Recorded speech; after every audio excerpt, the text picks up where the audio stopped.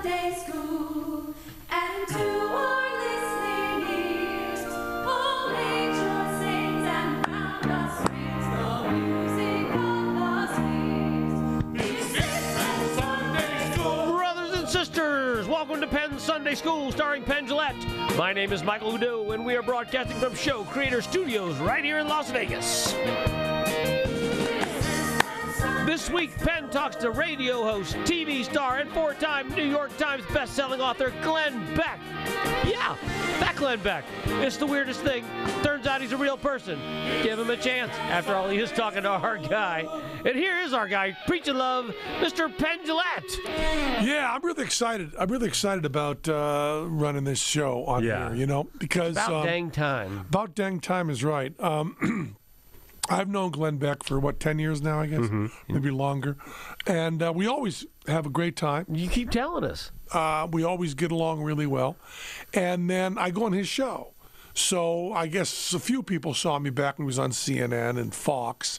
But most of our listeners, I think, the vast majority of our listeners, don't go over to, whatever what's it called? I forgot. But Blaze, Blaze, which is his studio. And listen to us talk. So I wanted people to hear Glenn and I interact. So I asked Glenn last time I did his show if I could have one of our discussions to put on my show, which is really difficult, by the way. Yeah. His people had no way of saying, what do you mean, we're doing a show and then giving it to someone else? So the only way, Glenn, my Glenn, long-suffering Glenn, was working forever with Glenn Beck's people. Yeah. And then it had to be done with actually Glenn Beck. I had to finally listen, even though you said okay, your people don't understand. And then it happened very quickly. Oh, good. Just like it should. It should. And, that's good for him. But I want people to hear, because, I got torn to pieces by Tommy Smothers on Provenza's show, Green Room, for doing Glenn Beck's show at all. Mm-hmm. Right. And I told Tommy Smothers, now my position at the time was that Tommy Smothers was also right. Mm-hmm. My position has changed since then. Mm-hmm. I've gone more on my own side. You slowly won yourself over? I did. I kind of thought, well, going on a show that you don't agree with is a bad idea. But now I think that saying what you want to say wherever you say it is absolutely fine. Yeah, and it's brave, and it's a good idea. You're exposing Glenn Beck's people don't want to hear you. Right. Well, that's what we always talk about. Yeah. Every time I go on his show, I write a little note to him and say, you won't believe the number of people who just told me I'm a complete sellout and horrible for having gone on your show. And he writes back and says, you won't believe the number of people that said I shouldn't have you on the show. Nothing has got me in more trouble. All the atheist libertarian stuff, nothing has got me in more trouble at parties than being more sympathetic to Glenn Beck. And it's because of talking to you about your conversations with Glenn Beck. Oh, yeah. Like, I don't have him on my top whatever, And remember... Shut up about it. Remember... Don't say it. He's putting an atheist on his show. Yeah. And he's talking about it. Yeah. He's talking about atheism with an atheist. So this first show we did, we just took the interview and cut it in half. Mm-hmm. So the Sunday and Wednesday show are just supposed to be stuck together. Parts 1 and 2, yeah. Yeah, we just cut them in half. Part one. It'll be a butt joint anyway. It's just now I'm into it. Now this is my favorite show. Joint. Bow, bow, bow. It's butt joint. So this is me talking to Glenn. The first. We cut it arbitrarily. Reddy Rich is going to. First, it's kind of history of Penn and Teller, but also world history and stuff. So the funny thing is, politics aside, were you happy with his interview of you? Did you like being interviewed by him? Always.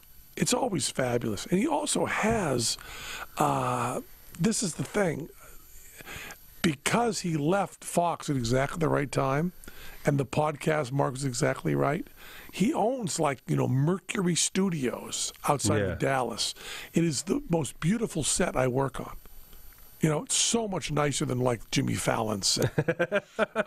Really, it's huge, huge. And sometimes we have a live audience. This time we didn't. Yeah, we're just in this weird room that he creates to kind of look like the Oval. It's insane.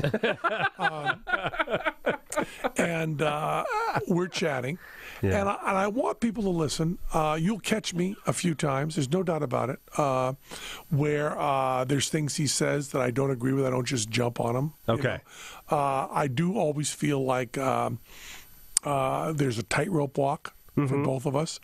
But it becomes easier with Trump in office. Because there is a president we both strongly disagree with. Yeah. And we find out that where the battle lines are drawn is a very, very odd place. They're not drawn conservative and liberal. They're not drawn really atheist and Mormon. Yeah. The battle lines are drawn. When you listen to this, it's pretty interesting, I hope. The battle lines are drawn optimist and pessimist. Oh, interesting. Of course, yeah, of course. Glenn Beck wants to say over and over again that the world and the country are going to hell in a handbasket. Right. That's really his point of view. That really is his bread and butter. Yes. And my point of view is things are really good. And my point of view remains that, even with Trump in office. And you'll hear me bending over backwards, breaking my neck to be an optimist, while Glenn hits me with stuff that really should make one pessimistic. You really see that kind of dynamic going back and forth. I'm sure the answer is no, but does it ever get feisty? In this particular one, not at all. Okay. Not at all. In the early days, when we first worked together, it was. And one of the things that started the whole, really started breaking me down was when I said I wouldn't want him at my house because he was a Mormon, And I said that seriously and then rethought it. And a big part of my major changes in my life, I think my change had a lot to do with Glenn Beck. I really ended up having some pride at having people a person that I disagree with as a friend. Yeah. Glenn and I, the friendship's a little bit phony because Glenn and I really have not spent time off the air together. Right. I mean, we do, but it's always before and after Right before, a show. yeah. We've never gone out to barbecue. Right. I've never been to his house. You know, he's come to the show, but hello afterwards quickly. Yeah. So. But you like that you're friends with like Lawrence O'Donnell. I do like Glenn that very Beck, much. Greg Gutfeld. Like you like that you have the whole. I do very much. You don't have your media vacuum. I try not to. I try very much, and you piss them all off with your views, no matter what. I do. Yeah. I do. Yeah. I do. And mostly the battle line. It's good if LOD and Glenn Beck both think you're wrong. Right. And for the same reason. And for the same reason. They think Exactly right. I'm crazy and You're an stupidly idiot. optimistic. Yeah. And Greg Gutfeld, don't even get him started. He's in a whole different category. He is so pessimistic that Lawrence O'Donnell and Glenn Beck look like optimists. He's way, way on the other side on everything. Yeah. And it's and Glenn Beck is, I think he's a deeply, deeply good-hearted person. Even when he is tremendously and profoundly wrong, Right. he is a really, really good guy. And that's all we want, right? That's all you want. That's all you What want. else can you look for? So with all that introduction, I will now take you to just outside of Dallas, Texas, where Glenn Beck and Penn Jillette Meets Pollyanna. two very Take a deep breath. You don't have to hold your nose. It's okay. You're going to hear a little bit of what it's like for me to talk to Glenn Beck.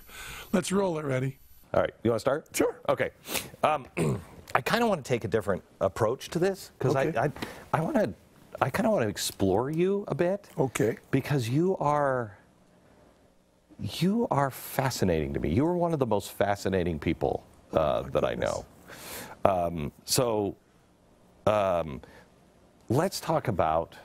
Let's go back first to, I was sitting in your show, which is now longest running show in Vegas? Yeah, in the history of Vegas, not just in Vegas now. We're the longest running headliners in Vegas. We are now at 16 years in the same theater full time. Isn't O like 12 years running, 10 years running, something like that? Yeah. Longer than Donnie and Marie, because every time, Donnie and Marie have been there since like 1952. Exactly. Well, but not consistent. In one run. Consistent. One run. Yeah, headliners, yeah. So we went full, packed, great show. I've seen you in New York, I've seen you in Baltimore, and I've seen you in Vegas. And the one thing that I know every single time is, especially now it's becoming even more strange, the only place I'm going to get the absolute truth is in this magic show. Well, thank you. I mean, you despise tricking people. Well, you know, I really did, and it wasn't just a stance in magic. I really disliked magic, Right. intently. Right. I really did. I was a juggler. You know, I started out juggling. I'm from a small town. The first person I met in show business was me. There's nobody. I mean, I would do little juggling shows at nursing homes and stuff. How old were you? When I started juggling, I was 12. 12. And I loved two things. You know, I loved science, reading, and all that. And I loved the idea of show business, although I didn't think I had a chance. You know, nobody from my town had ever had any sort of job. I mean, the closest was, and this isn't even a joke, was the projectionist at the theater. I mean, I thought, well, at least he's got something to do with, you know, entertaining. And I would go and talk to him. You know, this is the closest thing. Where'd you grow up? Greenfield, Massachusetts. Okay. It's a little factory town about an hour north of Springfield. We're on the border of Vermont there. And Kreskin, you know, the awful mentalist, was on one of the talk shows, and he was talking about this scientific study of ESP, and he was selling this horrible little magic kit, ESP kit, science kit. And my parents, you know, were certainly not wealthy, but you know, lower middle class. But it was a big deal that I had asked for this science thing, this ESP set. And my sister had already moved out, and I was essentially being raised an only child. And so I had my parents every night do this ESP set with me that they'd bought. And then I was in the library, and I was reading about juggling, which if you remember your Dewey Decimal System, which I'm sure you do, juggling is right near magic. Yeah, sure. Yeah. And I opened a book on magic, and I saw the trick that Kreskin had done on TV as a scientific experiment. I saw it as a trick in a Dunninger book. Oh my gosh. And that moment in the library, as I remember it now, and I'm sure you change images as they go by, but was just this blood draining experience. Because you believed it. Oh yeah, I thought he was a scientist. Because he had said we were doing. Did your folks didn't believe that he was a scientist though, right? I think they just. I think they thought I could look into ESP. They didn't want to really argue with me. And, right. You know, and they were willing to do these. And I was so humiliated. And I was embarrassed in front of my parents that I'd bought this set and I thought it was real. And that we'd wasted our money on it. And that an adult who called himself a scientist had lied to me. And my grades went from straight A's in science right down to failing. I just disliked all adults. Is this your biggest turning point, your pivot point in your life? And my hatred of magic got through the roof. Just adults lie to you about these things. So when I first met Teller, you know, and he said I do magic, it was just I don't want anything to do with that. First of all, they're cheesy, they're not rock and roll, they're greasy guys in tuxes. My hatred for magic really started when I saw, what's his face that's playing Blaine? David Blaine? Oh my God. Oh my gosh, that's one of the worst shows of all time. That is the quintessential bad magic show. Well, his first street magic show was really good because he had the idea of shooting the audience, which is great. And that revolutionized everything. Well, I sat in his theater, and I wish he would have shot the audience. It would have been. It would have put me. You don't mean David Blaine. You mean Chris Angel, don't you? Yeah, Chris Angel. Chris Angel. Yes, very different. Yeah. David Blaine doesn't do live shows. Yeah. He does Chris a TV Angel. show. Oh my gosh. Yeah. I wanted him to shoot the audience. It would have been a much more pleasant experience. So you know, and Teller and I had these. Really endless discussions, theoretical, not on tricks or anything. Can you do a magic show without lying? And I believe that once you've bought a ticket to our show, you have given consent. And all that matters to me, life in general, is consent. You know, and once I say I'm going to do a trick for you, you've given me consent to do Right. those things. But any of those things done without your consent are still immoral. Right. So, because I read that you said that when you write the show, you and Teller really want to remain intellectually honest, and I'm like, but the premise of magic isn't honest. So, Right. I mean, well, it is honest. Again, if I know, but going to a magic show, I know that. So You what know is that. it? What does it mean, intellectually honest magic show? It's exactly what I was saying. I use the sawing a woman in half principle, which is a very hard one to follow. This is one that Teller and I try to adhere to and sometimes fail, which is when you go to see a magic show and a man or woman is cut in half, let's say nobody, I mean small children without supervision perhaps and mentally ill people, but everybody else does not think they've witnessed a murder. Right. No one believes that. Right. At the moment, they may scream. They may actually scream when the blade goes through. If you're doing a Ricciardi version where there's blood and so on, they may scream, and then no one leaves that theater going, you know, Jane, we just saw a murder in there. Right. That sentence isn't said. Right. That's what I want for our whole show. So when you walk out the theater, if I've done a bit of mind reading, something that feels like mind reading, you're not allowed to leave the theater thinking I was reading your mind. Right. And this gets really tricky because there's a lot of stuff that you claim is memorization or claim is psychology or claim is manipulation that really isn't. That's really sleight of hand or something. The thing you do when It's very tricky. when you pass the book out, Yeah. that is. And that's a real hard one to do intellectually honest. It is, because And there's. you I mean, also have to be very careful.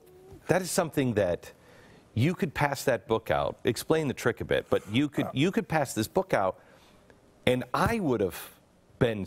I mean, I would walk out. I know you're not reading people's minds, but it is so well done. I don't know unless you tell me at the beginning. And the way we try to make that intellectually honest is, first of all, I do it on jokes. You know, it's what's called in magic a book test. Books are thrown out, and they are legitimate. I can just tell you that. They're thrown out, and people page through, pick a joke in the book, and then I'm able to give them the punchline, and the punchline has been previously signed by them ahead of time that one is at the end. It's a standard mentalist routine.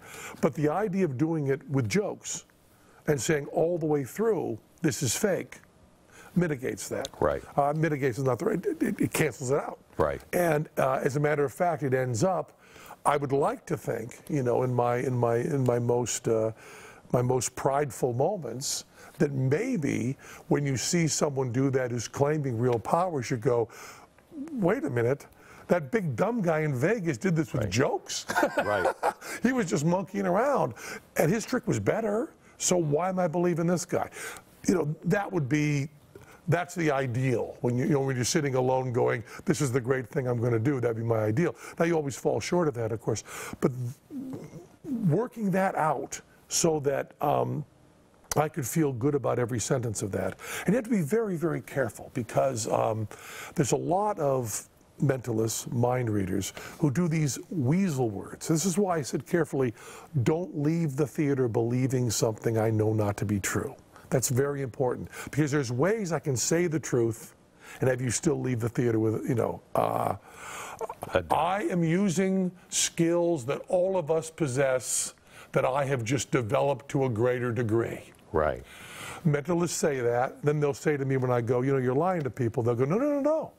I said I have skills they all have, it's developed to a greater degree. I mean sleight of hand when I say that. Right. I mean I go, no, you don't. Right. You mean ESP. And they all leave thinking that. So the bar that I'm trying to keep is, I don't care what my words were. What do you believe when you leave the theater? Just like sawing a woman in half. Whether I say I really sawed her in half or didn't, when you leave the theater, you weren't turning to your wife and going, oof, murder. How'd I feel about that? Ugh, I don't know. Should we call the police? It's the same thing for all of this stuff. And that's very, very hard to follow and still trick people. You ever face a time where you were tempted to I mean, these people deserve to be tricked. I mean, it would just be so satisfying to just trick these people. When Phyllis Diller came to see our show off Broadway, she became a very good friend of mine. But the first thing she said to me was, if you ever want to go into faith healing and preaching and doing this stuff for real for the people, I will bankroll you 100% for a very small piece of it. No, I'm not tempted at all because I don't have an interest in magic that predates my interest in magic as a way to discuss trickery. Almost everyone else fell in love with magic at 7, 8, 9, 10 years old, and then got more sophisticated about how they wanted to deal with the truth of it. I wasn't really serious about magic until I was 18 or 19, which, as we know, is pretty deep in development. Yeah. But I was a juggler, and I still love to practice. I mean, I love to practice. Is that when you met Teller? I met Teller when I was still in high school. You know, one of the things, I can't believe this. I had two friends. I said I was sitting down with you today, and two friends who were very smart, said, is he mute in real life? And I'm like, what? Teller went to Amherst College, where he's a classics major. When I first met him, he was teaching high school Latin and Greek outside of Trenton, New Jersey. Now, do you know what level of Dante's hell that is? It's so close to the center, isn't it? Right. Teaching Latin and Greek in a Trenton high school? Right. Yeah. Teller's very articulate, very well spoken. But Teller, and I have nothing to do with Teller not talking. I can't claim any credit for that. Teller put himself through college doing magic at frat parties and found that if he did things that were a little macabre and didn't say anything, that heckling him became futile. People got sick of it. And I was playing tough environments, but I was more aggressive and louder. So we first worked together. We were two separate acts on the same bill. And if we wanted to do stuff together, we had to keep the integrity of the two separate acts. So then we discovered him being silent during the show. And the interesting thing is, and I love this, I love how much you can trust an audience. You can trust an audience so much more than anyone believes. What do you mean by that? Teller and I have always, even before anybody else was doing it, we always meet people after the show and sign autographs, take pictures, anything. Which, incidentally, every other Vegas performer, you can do that, but it costs an extra $100. For us, everybody has a backstage pass, and we stay there. When we play England, we play bigger places. We play, 3,000 to 5,000 seats, and our time signing autographs and taking pictures. Longer than the show? Longer than the show. Yeah. And we've been out there over 2 hours. Yeah. But in Vegas, it's about an hour. And people come out, and they come over to Teller and say, can we take a selfie? And Teller says, sure, I can help you here, boom, boom, boom, boom. Teller talks the whole time. And what I love about this is people will walk directly from Teller over to me and say, I love the fact that Teller never, ever talks, ever. And they've just been talking to him a moment before. Because they know... Show and life. They know it, and they just know it in their guts. And they know, I'm going to play along with you. And all of these people who try to continue their persona when they're on talk shows and all of that, and try to make it seamless. The fact is, we have the best educated, most intelligent, most sophisticated population that's ever lived on planet Earth. Yeah. And when I say we, you can mean that as the United States, or you can mean that broader. The whole world. It's just we. And to still act like they're rubes is so offensive to me. Don't you think I mean, I think, I'm a big fan of Michael Bublé. You ever see Michael Bublé in concert? Not in concert, no, I know. In concert, he's fantastic. And I think it's because, A, he loves his craft, and B, he really likes the audience. He likes his fans. It's so amazing.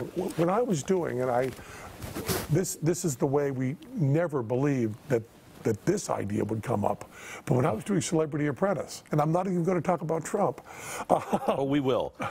When I was doing Celebrity Apprentice, you're on with a lot of, what I am, B or C level celebrities.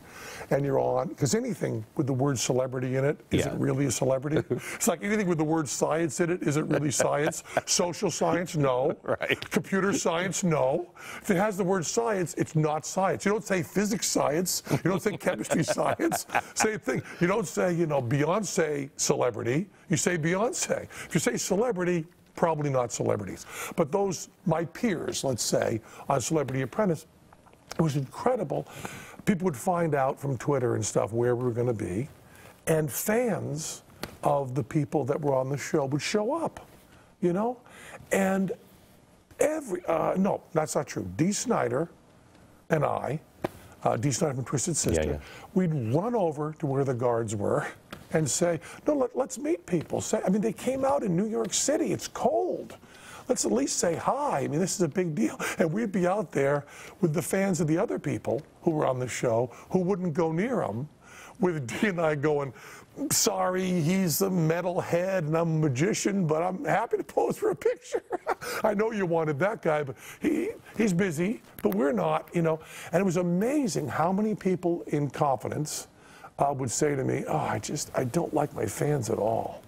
They're stupid. Isn't that awful? But don't let me exaggerate that, because many of the people I've met love them. Keith Richards likes his Stones fans. Steve Martin likes his Steve Martin fans. I'm talking about a certain small group of people. But I'm always so surprised by it because, and maybe this is a character flaw, but if you really like me, my chances of liking you go way up. Maybe that's a character flaw. Right. No, I'm with you on that. Through the roof. Yeah. Tell me the difference between a skeptic and a cynic. Oh, well, it's very, very simple. First of all, a cynic is about as unscientific as you can get. Things are getting better and people are essentially good, and we can always prove that. It's always easy to prove.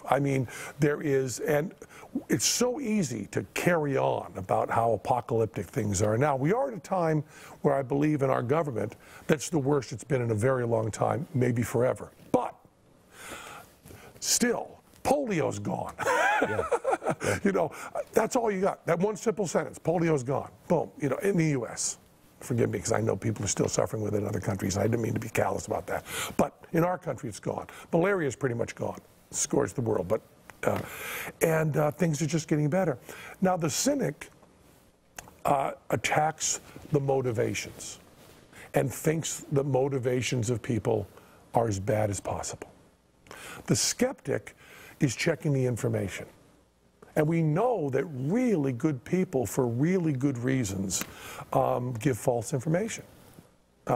Sometimes they know it's false, sometimes they don't, but they're really good people.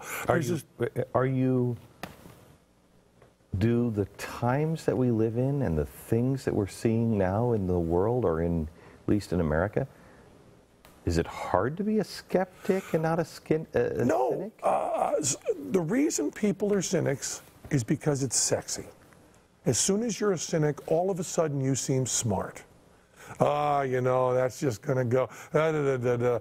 We've been raised to think that pessimism is somehow attractive, that somehow you're some sort of realist, and you're the guy that's got the guts that can take the truth. And the fact that it's just wrong doesn't seem to enter into it. Yes, it is goofy to be a wide-eyed, smiling Pollyanna. Also happens to be the truth. And you'll never look, I've had this discussion many times with Bill Maher, who proudly calls himself a cynic, and I will argue with him all the time. And Bill Maher is a very smart guy and a very skilled comic, but sometimes he seems a little smarter than he is because of that world-weary people out, people that are just out there for themselves. And the fact of the matter is that even if you look at an objectivist Ayn Rand view of selfish, even if you look at that kind of broad definition of people being out for themselves, which I tend to think is okay, the kind of gentleness and so. I mean, the example I always like to use: run into any Starbucks in the world, take a set of car keys in your hands, and say, listen, my wife's pregnant, she's in the ambulance, we gotta go, there's some problems, my Ferrari is out there, listen, here's the keys, and here's the phone number, can you get it out of where it's double parked, and just call me later, and run out of that Starbucks? How many people are gonna steal that car? I'm telling you, you're gonna do that at least 5,000 times before someone steals that car. And I mean tossing them to a guy.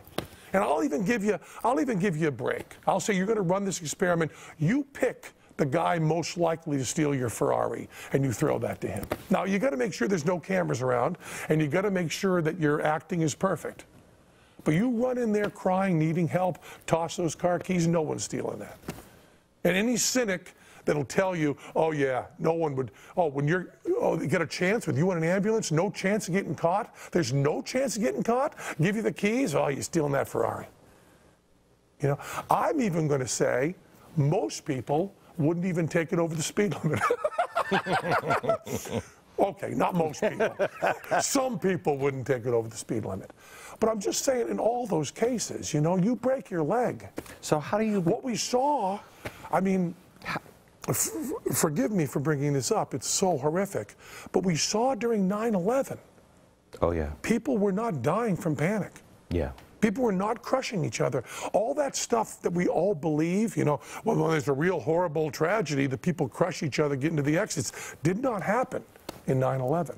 I mean, we saw the world at its worst and America at its best. But do you believe that you have to have some sort of, I mean, the root word of civilization is civil. You have to be in a civil society or have some sort of leadership that is helping you that way. I mean, Germany, you know, went crazy. We tend to be the first, I think the vast majority of Americans voted for Trump, voted for Hillary, didn't matter.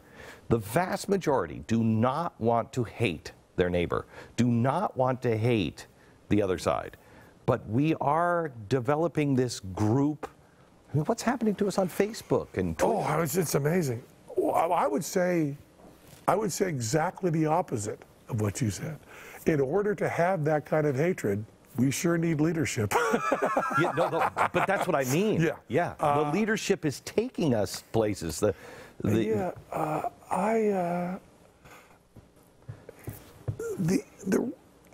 I keep coming back, you know, to Martin Luther King. You know, I mean, that's who we need. It is. That's who we need. And I don't even care what role he's in. And I don't even care what his cause is. We need somebody that can remind people that you can have very, very strong opinions and strong goals and not hate people. Yes. You know, and it's always a problem to bring up Gandhi because he was such a racist and anti-Semite and all of that stuff. But all of that gentle, loving stuff, we saw a lot of this. I mean, I was very worried about the protests after the inauguration. I was very worried that they would be filled with hate. And of course, Madonna aside, she's just in a little box, you know. And Judd. Yeah, I happen to like Obama. I happen to like Madonna. I get along with her very well. I respect her very much, but I disagree with her very strong in the stuff she said. But I mean, really, really strong, peaceful protests from people who were very upset. And whether we want to quibble here and there with whether we agree with what they believe, no doubt they were passionate. Yeah. And passionate, yep, there's going to be violence, there's going to be, you know, people that show up to exploit that. But it really was really, really peaceful. I have a really hard time with people on the right who are now starting to say the same things about those people that any of those people were saying about the right. And I keep looking at them, I see these people who are marching, and I think, I listen to them, and I'm like, they're really afraid. They're really afraid. And I remember other people on the other side that were really afraid. And they had good reason to be afraid. They didn't trust. They took people literally and seriously. And when you do that, you can be frightened by some of the things that are said. And these people are truly afraid. And so many people are dismissing them. And that's the worst thing we can do. We have to. You're right. Martin Luther King is reconciliation. I don't need to win. We just need to reconcile with one another. Also, you know, there's, I think that Trump seemed to have won by pushing us and them, us and them. Yes. Every single idea was framed as us and them. And also, and this is something I've been obsessed with the past few weeks, is the word evil. I don't believe in God. But more than I don't believe in God, I don't believe in evil.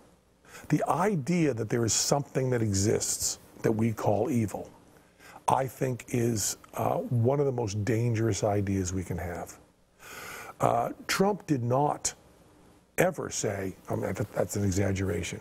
Trump rarely talked about Hillary Clinton, I don't like to call her Hillary, that seems disrespectful, about Hillary Clinton's policies or what he disagreed with. It was crooked Hillary. She is bad. She is evil. We are good. They are bad. And then the other side is now saying, I see these things on Facebook and Twitter, Trump is pure evil. The word I would love to see used more is wrong. Yeah. You know, a person said to me, Matt Donnelly, who works on the podcast with me, he was so wanted to come to be here and meet you. And he said, is Glenn Beck the only person in entertainment who has lost money by being willing to change his mind? See, the only person that's actually looked at a ledger sheet and said, if I change to this idea, which I now believe, from this idea that I believed, I will lose X amount of money, okay? Is he the only person we've had that's done that? And I said, can't think of another. We've been looking, honestly, Penn, I've been looking in history for anybody who is willing to do it, because I was looking for somebody who did it successfully. Yeah. How do you do it successfully? Can't find anybody. We can't find anybody. You know, you do have successfully, meaning more successful afterwards. Yeah, that you can. I mean, to me, it's important to retain. I don't care about the money, but to retain the voice, to be able to express your opinion and not be marginalized entirely. You will find there's a lot to be read by Christopher Hitchens about this, because Hitchens' position on Iraq changed heavily. His position on a lot of things. He was kind of your classic liberal who went, not classic liberal, I'm using that wrong. He was your kind of knee-jerk liberal who then went to conservative in a lot of things and backed George W. Bush in some things. That was the ultimate sin for someone who wrote for The Atlantic and all the stuff he did. And he was ripped apart by why did you change your mind? And he has, Orwell wrote some nice stuff about this. Of course, you know, Christopher Hitchens, Orwell is his main guy. And he's actually got some nice stuff about that. Because Christopher Hitchens was ripped apart by the very people who loved him as well. I'll have to read it. But that idea that, at first it seems so insulting to say you are wrong. But that's the respectful position. Yes. And there's this great thing, and I'm not even going to have the story right, and this is so wrong. But I was just reading in the Times the story that Biden tells, and I guess he's told it an awful lot. I hadn't heard it before, but I guess it's one of his standard stories about. I think it was Jesse Helms, but some conservative senator that he was arguing with over a disabilities Act thing, right? And Biden had carried on about this senator being heartless and not caring for people with disabilities in fighting against this.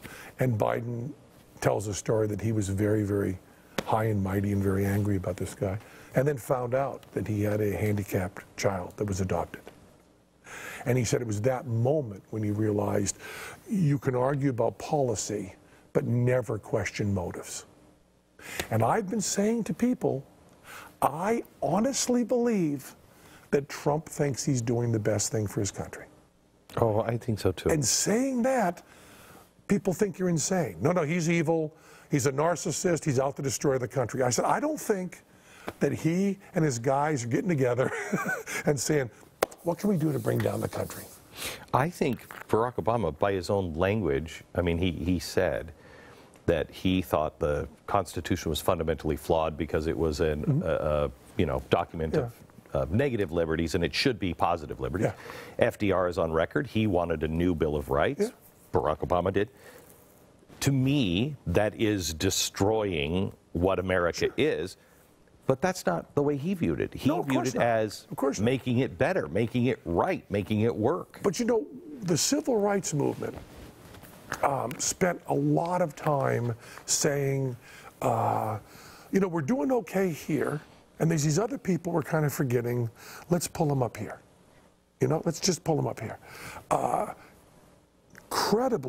Incredibly powerful, enlightened, beautiful way to look at it. Hey, there's some guys that need some help. We're not being fair to them. Pull them up to where you are. Let's all go up together. And then with whatever you want to call it, identity politics or whatever, there was this sense of we've got to get these people elevated. Mm-hmm. And this other part was forgotten. We want to bring, and the difference between those two things intellectually is so small. Well, of course we mean those other people are going to be taken care of too. Of course you do mean that. But you kind of got to say it. And I think that's a lot of, so many people were feeling their whole way of life slipping away. And we may very well disagree with this, but the workers' jobs in this country are not being taken by China. They're being taken by robots. It's robots. And we're going to not lose jobs. We will displace from current jobs over 50% in the next 25 years. Well, once we go to self-driving cars. Yeah, oh my gosh. and it's all very, and it's less than 5 years. I think of this all the time. It's tremendously exciting on what's on the horizon. But no one is talking about the ethics, and no one is preparing the people, and just in an exciting way saying, here's what's over the horizon. Now, what are you going to choose? What are you going to do? How is that going to affect your life?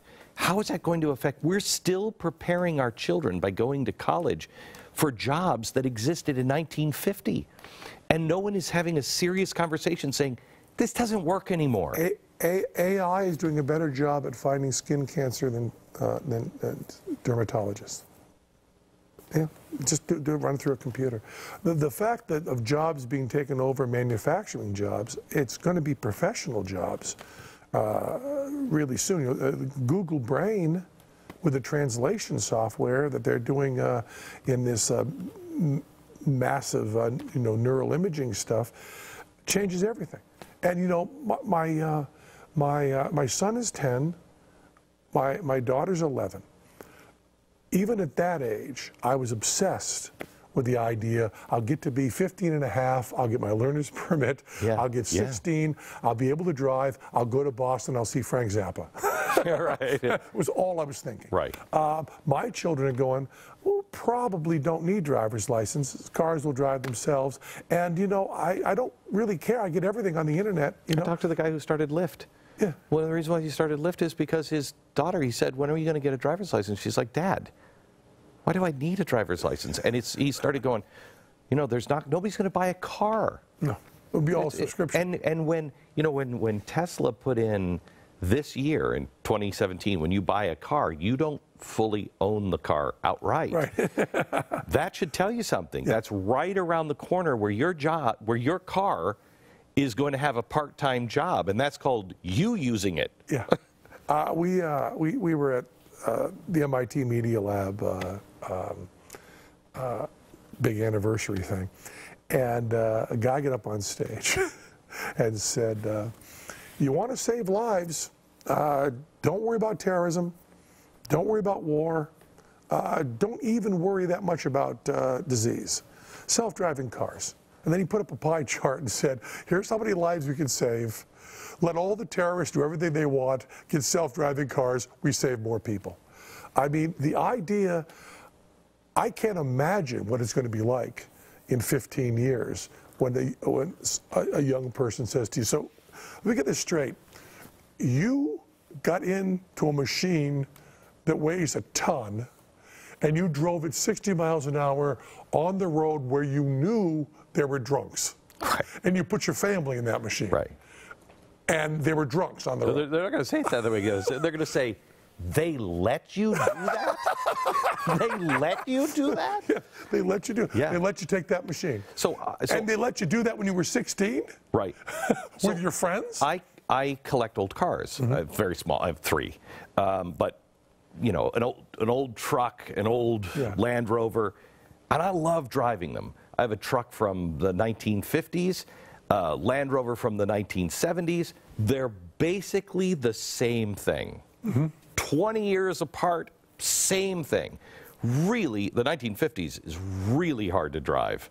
And I thought to myself, is my child ever going to be able, is anyone in 10 years from now, am I going to have to go to a racetrack and have that taken by some self-driving truck? And your child will probably not be able to be a chimney sweep either. I hate to break your heart. I know, right?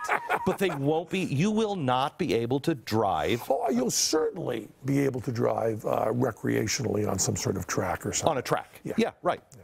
But you're not going to be, at some point, the news just came out about Tesla that it cuts down 40% on any kind of traffic mistake, and any traffic problem that has happened, any kind of accident, has always been caused by the human driver, not the Tesla. Right. At some point, we're all going to look at each other and say, people are the problem on the road. Oh, yeah, we are. Nobody on the road. There's the other stuff that no parking lots. Right. I mean, that changes everything. All of a sudden, New York City has those streets that aren't one way anymore. You just fly through them. No traffic jams, you know. Our malls have all this space, you know. You can put trees, put gardens, put anything you want. Malls are gone, though. Yeah, whatever. What do you think life is like in 20 years from now? How old will you be in 20 years? Oh, boy, asking me to do math. 81. 81. You're 81 years old. What does life look like? I think it looks... I don't know. We've had more breakthroughs in technology in the past 15 years than in like hundreds before that. Anybody who tries to imagine is, I mean, first of all, the changes... But I'm not asking a stooge. You know, you read and know people like Kurzweil. The changes in health will be... Are you, at 81, are you considered old? And at the end of your life? At 61, I'm old. Yeah.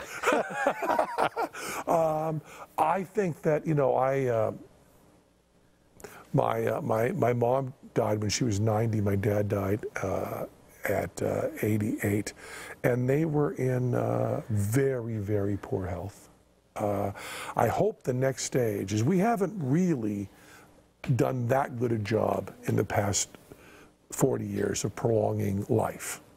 We did that the 80 years before that. We've prolonged death. We've kept the time of suffering much longer.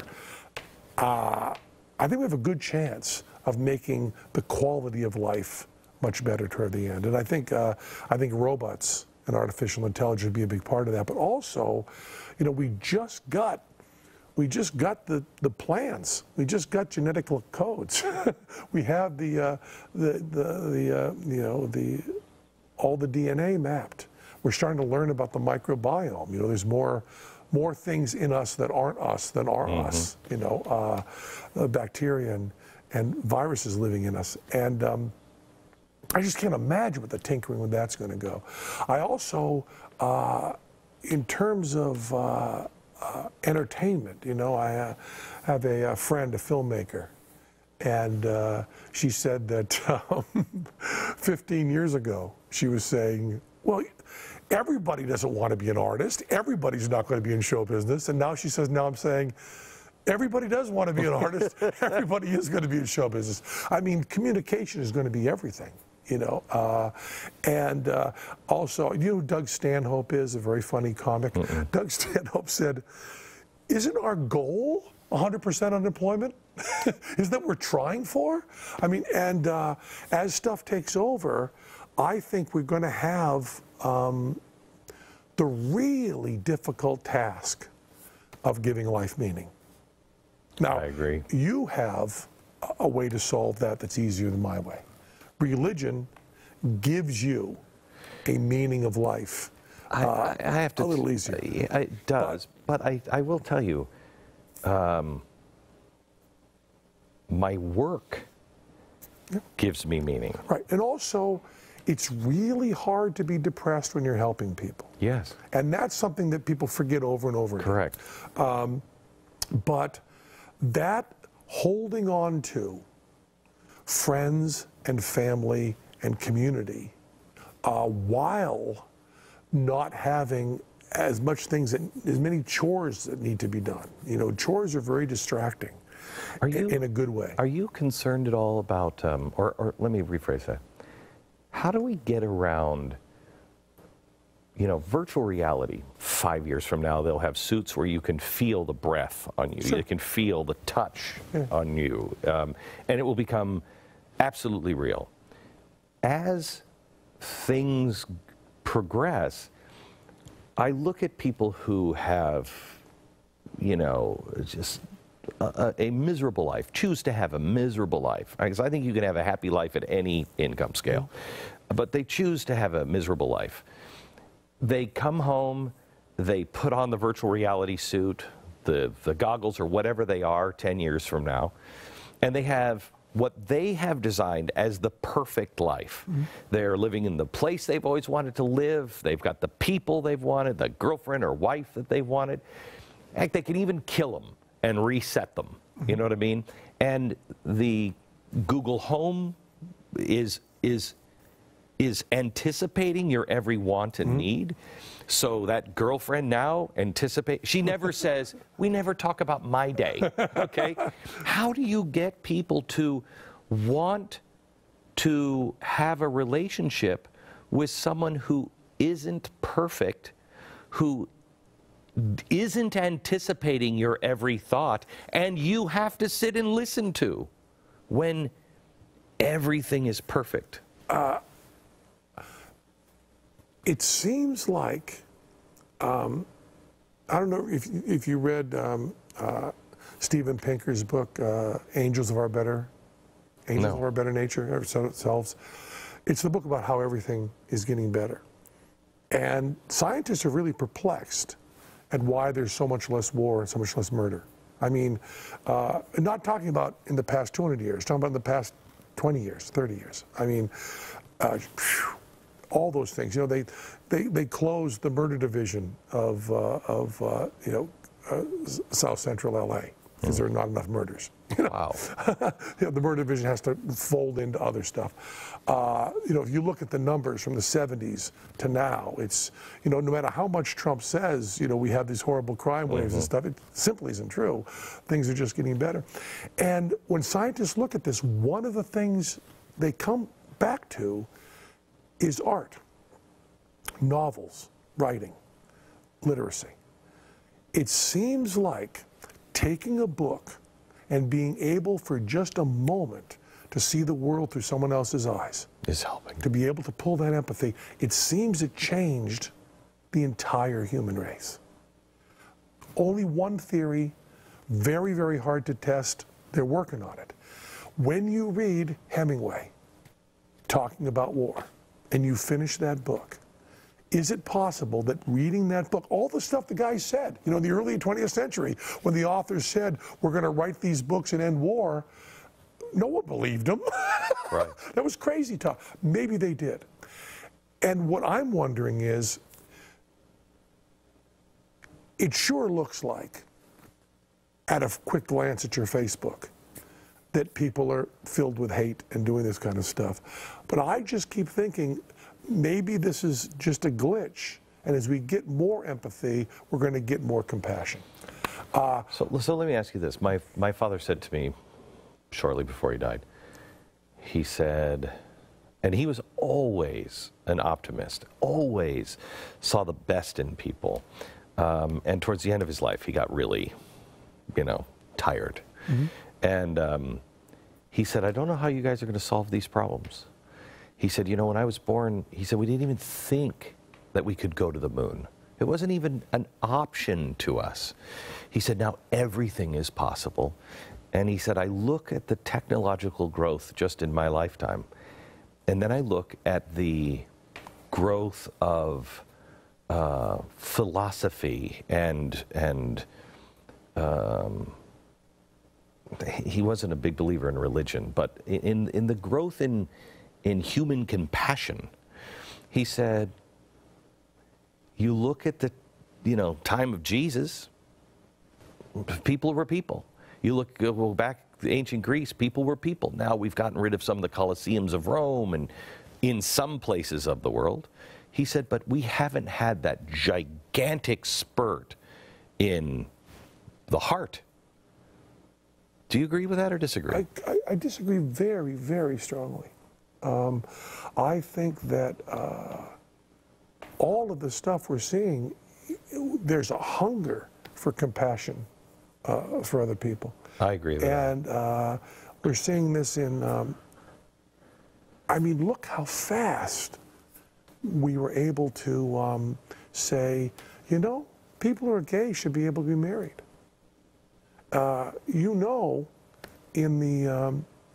the mid-90s, I would have defied you to find anyone that would say that in this country we would have gay marriage in the first 20 years of the 21st century. Mm-mm. Nobody. The most optimistic person I knew, and we were working very much for gay rights and so on here and there. I would have told you 2050, 2050 for that, before they even get considered. Now, we're seeing people going, how should transgender people be treated? That discussion is out there. Imagine that discussion in 1975. I don't even care what side someone's on, but the discussion is out there. It just seems like there are big groups of us who are just going, us at our best, people better than me, who are just going, who is it that we can who can I put myself in the place of? So and that's pretty great. So how it is, how is it we get to a place, Penn, to where, I don't care, and you came on one of my shows at Fox, and you thought I was a anti-gay marriage guy. Uh-huh. I never talked about it, but I was pro-gay marriage long before anybody else. Well, it was so obvious to the whole world that Glenn Beck was against it. Yes, I know. But just the fact that you weren't does not enter into the equation. Right. So you came on and you said, well, where do you stand? And I said, I don't care. I have my belief, but who am I to dictate anybody else's? Government should not be involved. For instance, transgenderism. I am so thrilled, and this is something that the media never picked up on. I don't know a single conservative that, when Bruce Jenner came out and said, I'm Caitlyn, mm-hmm. I don't know a single conservative that said anything other than, can you imagine what his life has been like, his whole life? He's felt like this his whole life? What a horrible thing to have inside of you and not be able to say. there's that. But then there is the, wait, I don't want my daughter to have to shower with a man. And the government doing that. I don't care if... It just doesn't come up. It just doesn't come up. What You're doesn't? not really... I mean, the number of transgender people who are going to hurt... Yeah, no, anybody. and it's not even... but it's not transgendered. I have two friends that experienced here in Texas, just a guy walking in, and it was at a Target, and they went up and they said, hey, guy, I can't say anything about it, but a guy walked in. And it's not, so it's not even about transgendered, it's about predators. Yeah, I think you're trying very hard to, we just don't have that as a problem, you know? And of course, technology takes care of this too. Restrooms will start to be individual places you go into, and there's And they have no problem. There's no problem. And there's all this, we see the same thing with the self-driving cars. What if one of the self-driving cars can't distinguish between a deer and this, and it slams on the brakes and you crash? And yeah, can that happen? Absolutely. But it will cut down the number of accidents by a couple orders of magnitude. We'll take those bad things that happen. Can you come up with a scenario where someone claims to be a different gender and goes into the Sure. Is it ever going to happen? Maybe. Just not often. Not more often than a guy dressed exactly like you, looking like you, is going to go into a ladies' room and bother somebody. That's going to happen exactly the same amount of times. We're so good. And for good reason. I mean, evolution would make this happen, of thinking of the situation where something could go wrong, to looking at that worst case scenario. And that's a really good quality to have. But when you've got a country of, you know, knocking on 400 million people, and you say, could this happen? You say, yes. But you've got to say, what are the problems affecting 1 million people, you know? So, but wait, because... I'm confused because you stood in front of the atheist rally in Washington, D.C. Said one of the greatest things I've ever heard. And it's what I've been saying recently, now that people are marching in the streets against Trump, and the people who are making fun of them or mocking them or dismissing them are the ones who are marching in the streets against Obama. Yeah. And I'm saying we can't treat people the way we hated being treated. Yes, exactly. Okay, and that's what you said. So there are those fringes on these movements, on both sides, religious, gay, whatever it is, that will say, no, you're going to accept it my way. For instance, I have a right to what I believe in my, I cannot change what I believe about my faith. I can't change that. I can't change that any more than I can change my skin color. I can grow, I can learn, I can expand my mind, but there are some things that I believe that are to my core and they may never change. May never not, may never. What right do you have to tell me I can't believe those things? I can't practice those things. Just like I can't tell you. Yeah. We're always going to come down to the government that governs least governs best. And I'm always going to back you on that. So the solution there is just the government get out of this. Get out of it, and we'll solve it. And you know, if there's that's my feeling on the bathrooms. Exactly. The local towns, let the town, let the stores figure it out. Yeah, let individuals figure it out. Yeah. And the fact of the matter is, if a store has restrooms set up a certain way, I guess maybe once. I don't think I ever chose a store based on how good their restrooms were, but maybe I have.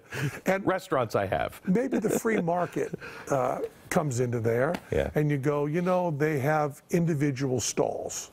You go in there, there's no gender at all assigned. I go into my own little personal bathroom and lock the door. I kind of like that. That's where I'm going to go shop. And then those happen everywhere. You know, it's the same as smoking. You know, we didn't need the government to step up. There were non-smoking restaurants popping up all over. They jumped into the last minute to make these rules. You know, so of course we're always going to agree on that. But I get a little bit. I think it's a little bit silly to worry about. But what if? You know, things are going okay. I mean, then we say there's really weird things happening politically, but you know that we have to. I don't know how. I don't know where this goes. I have no idea where this goes. What are your hopes for this administration? I'd like to think that Trump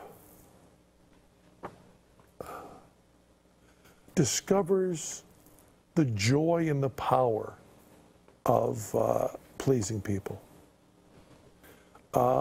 He really enjoys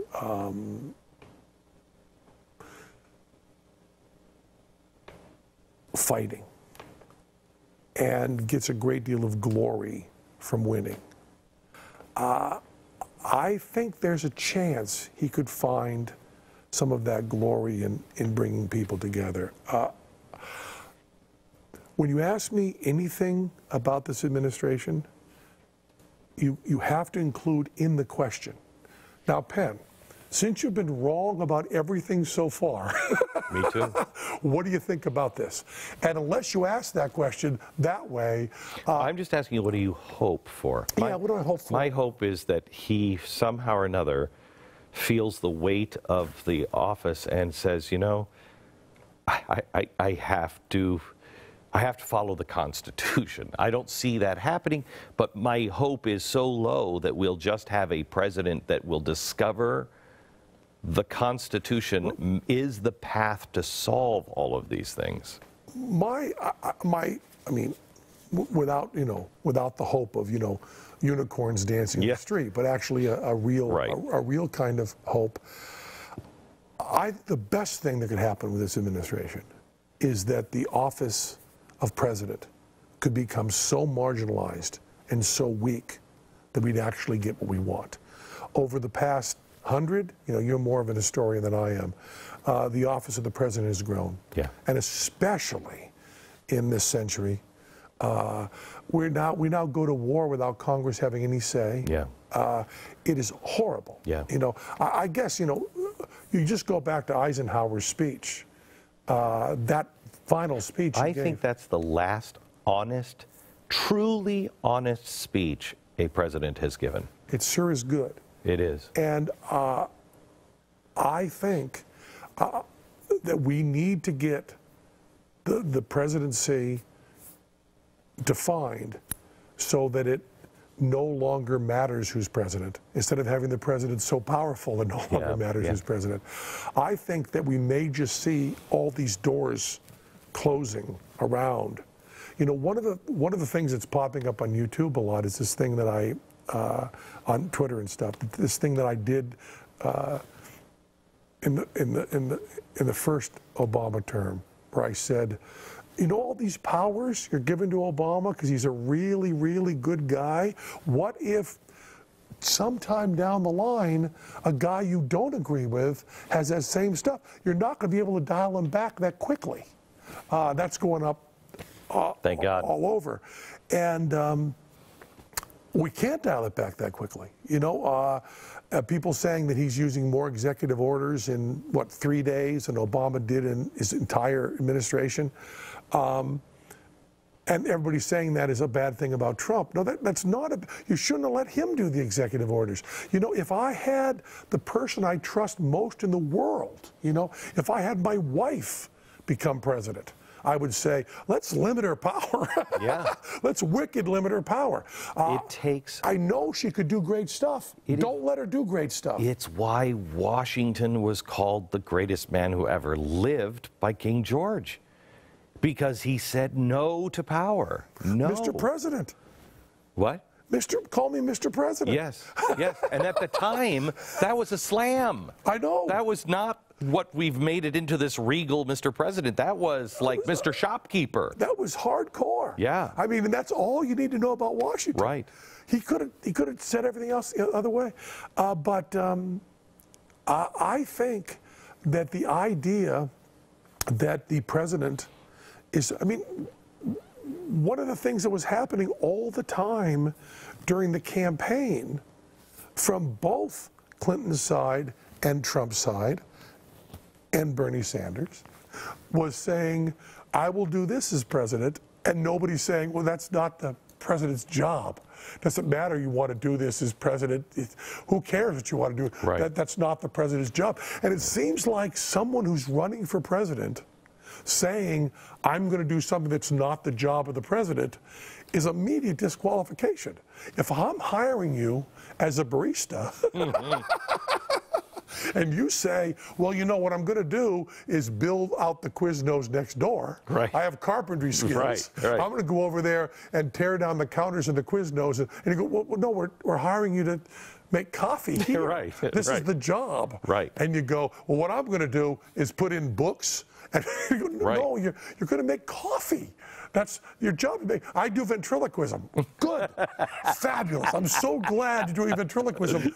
But during this job, you're going to be making coffee, you know? All of that stuff was going on. As a matter of fact, as far as I could tell from the debates, most of the stuff they were talking about was not the president's job. You know, if I were campaigning for president, I'd go, I'll smile, I'll shake hands, I'll go to dinner. I'll do the stuff that the executive branch is supposed to do, and I will limit it as much as possible. If I'm thinking about going to war, oof, I'm going to talk to Congress about that. As a matter of fact, I'll let them declare war, and then I guess I'll be commander-in-chief, and I'm scared. But yeah, you know, the person that does this is who I want, and we might have actually gotten what I wanted so badly was someone like Washington who would step up and do this.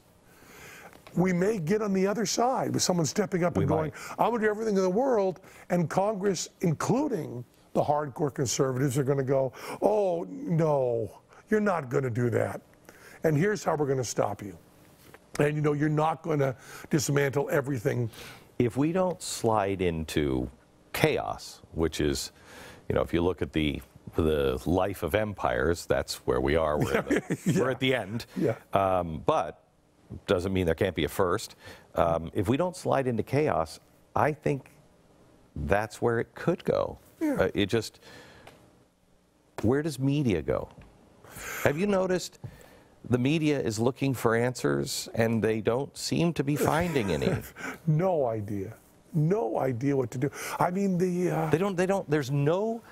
there is absolutely no self-examination.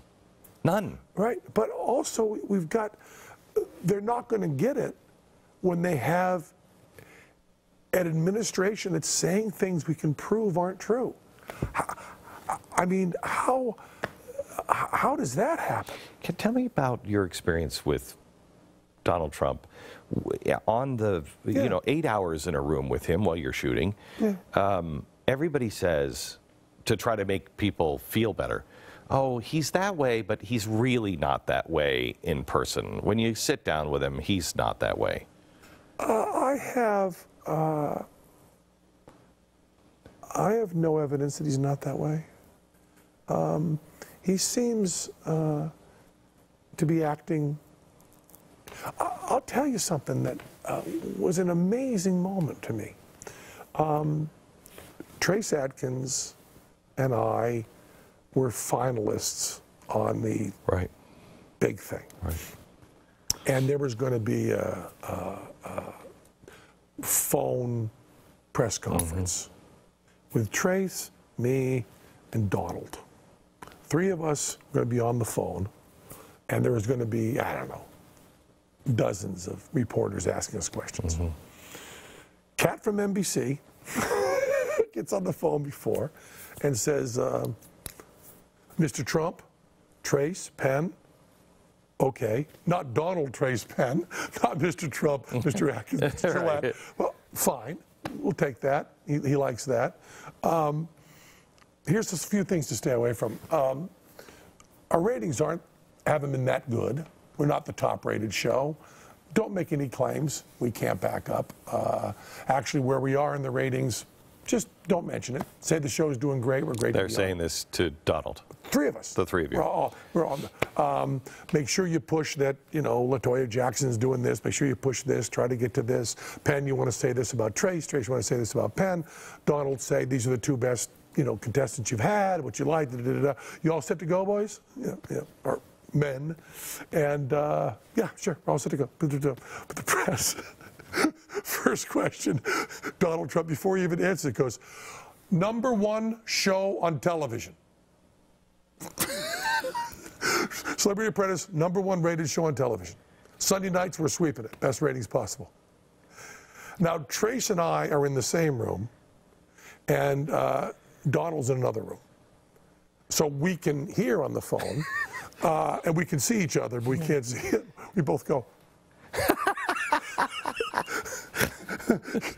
Trace and I have a lot of political disagreements, but Trace and I are both able to understand. Right. The guy that knows just said that. And there is no doubt. I mean, try to do any scenario you can that he had the phone on hold or he wasn't. No, we heard his voice. I guess there's a scenario where he had the guy muted. No, come on. You know because you wrote to me, he released his charitable givings, right? I gave you $15,000. Yeah. You gave it to Donald Trump for the Celebrity Apprentice. Yeah, and it went right to that charity, and then he took credit for that money as money he gave to charity. Unbelievable. Absolutely unbelievable. Yeah. I could talk to you all day long. Let me just ask you one more question. If you were not an entertainer, what do you consider yourself? What are you? I'm in showbiz. Okay. If you weren't My sister always said that she always saw me as a writer, which I thought was really, my sister knew me better than anybody. She always said, I always feel like you do the show just so you could get stuff you write out there. Right. But yes, is that what you would be? Showbiz. What would you be if you weren't in show business? Well, writing I consider to be in show. Teller's definition of art is what you do after the show. Okay, so you're not in art. I would like to be, and I don't have the raw material. I'm not smart enough.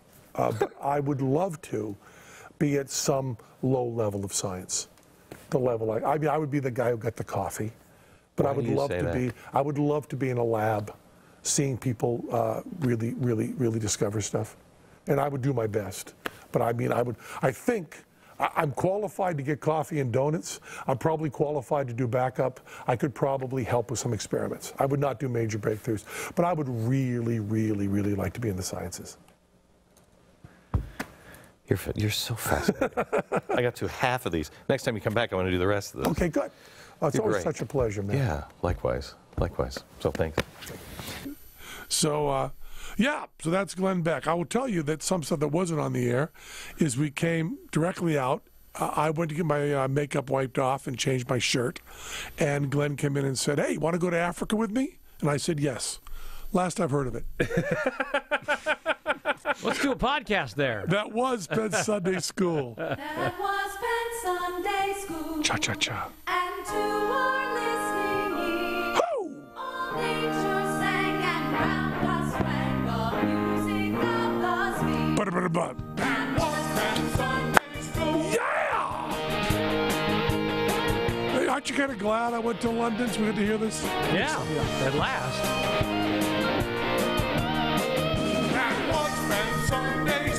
You'll have to go to Africa as a Mormon, and he'll have to go to Africa as an atheist. Now you're talking.